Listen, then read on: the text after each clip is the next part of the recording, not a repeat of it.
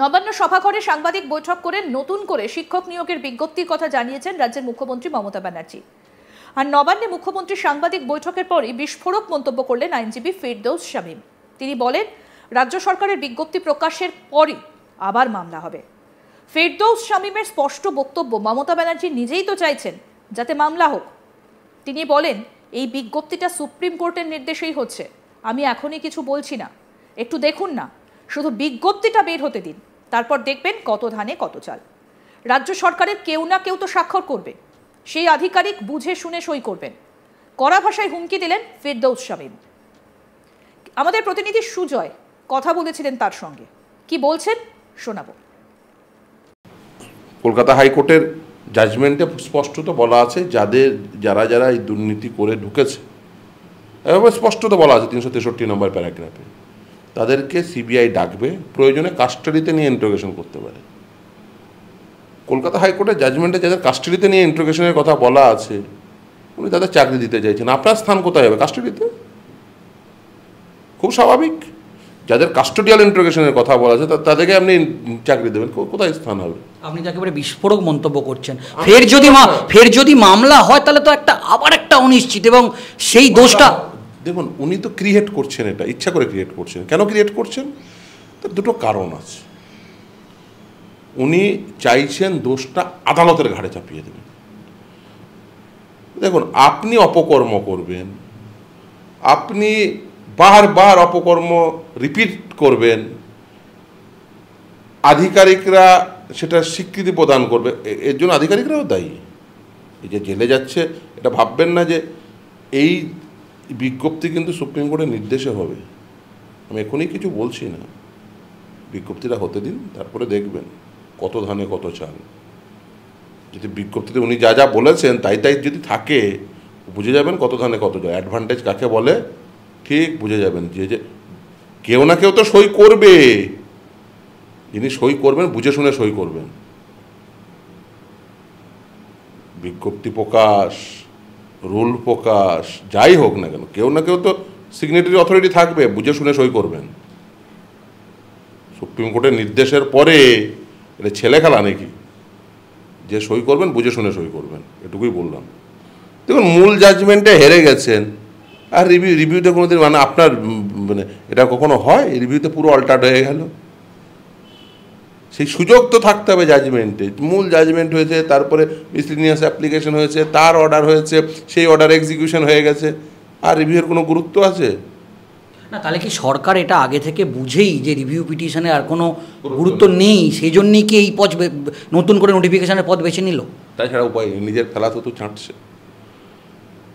একসময় তো এই সুপ্রিম কোর্টের জাজমেন্টের পরে তো উনি সকলকে ডেকে পাঠিয়েছিলেন নেতাজি এন্ডোরে, জনগণের ট্যাক্সের টাকায় এসব ভুল বোঝানোর জন্য। আসলে উনি এটা করেছেন কেন? উনি এটা একটা কারণেই করেছেন, উনি ভালো করে জানেন বাজার থেকে টাকা উঠেছে।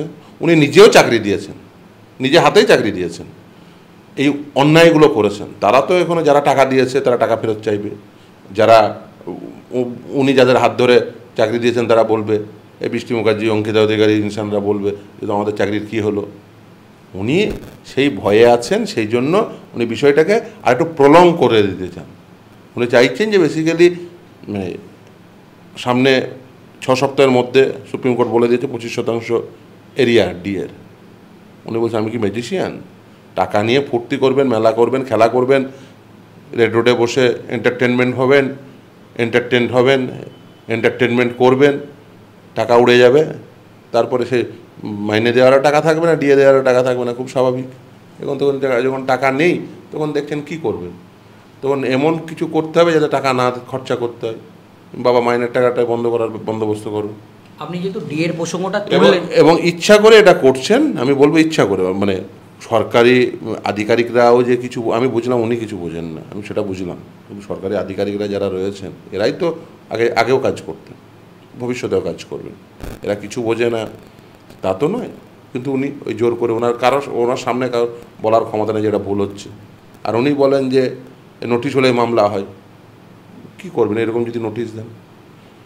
বেসিক্যালি তো একটা নোটিশ, আমি যদি উল্টোভাবে দেখি, একটা নোটিশ ঠিক করে লেখার ক্ষমতা নেই।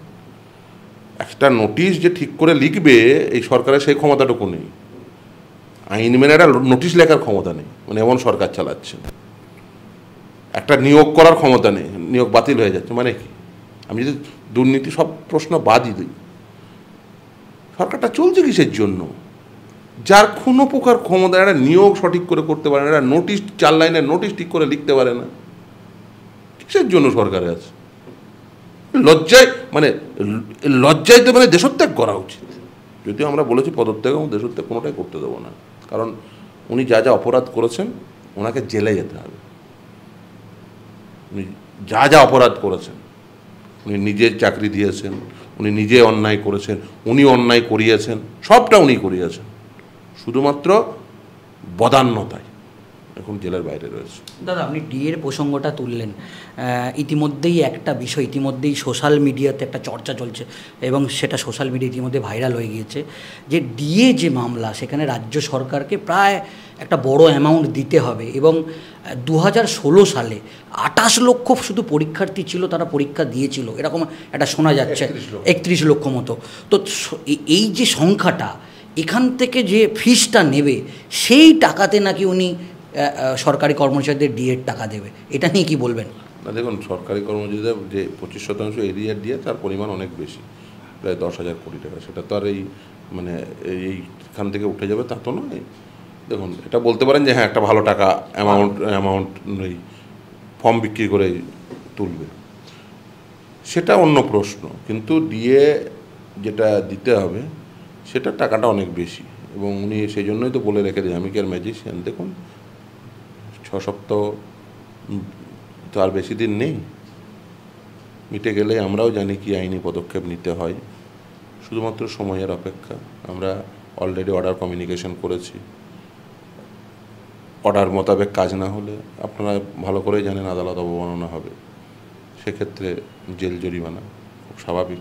আদালত অবমাননার তো কোনো জায়গা তাদের করতে দেওয়া যায় না। এবং এই ক্ষেত্রে এসএসসির ক্ষেত্রেও তারা আবারও এই বারবার আদালতকে বৃদ্ধাঙ্গুষ্ঠ দেখানো, মানে কি করে আমি লোকজনকে ঠকাবো, তঞ্চকতা করবো, তার পথ উনি সবসময় খুঁজে বেড়ান। এই ছেলে মেয়েদের এই সমস্ত কথা বলে ছেলে মেয়েদের অ্যাকচুয়ালি উনি অগ্নিকুণ্ডে ফেলে দিচ্ছেন। পশ্চিমবঙ্গকে উনি বেসিক্যালি একে তো আগে অপরাধ করেই ছিলেন, ভবিষ্যতে আরও অপরাধ করার একটা পথ তৈরি করার চেষ্টা করছেন। সাংঘাতিক।